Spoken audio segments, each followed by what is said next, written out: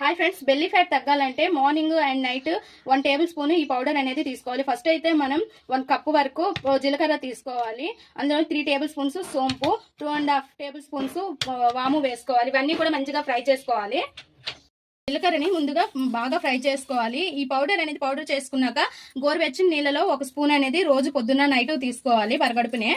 జీలకర్ర కొద్దిగా ఫ్రై అయింది. ఇప్పుడు సోంపు అండ్ వాము కూడా వేసేసి మంచిగా ఫ్రై చేసేసుకొని బాగా చల్లారనిచ్చి మనం మిక్సీలో వేసుకొని పొడి కొట్టుకోవాలి. అన్నీ కూడా ఇలా మిక్సీ జార్లో వేసుకొని మంచిగా పౌడర్ కొట్టేసుకోవాలి మెత్తగా. చూసారు కదా ఫ్రెండ్స్, ఇలా పొడి కొట్టుకోవాలి.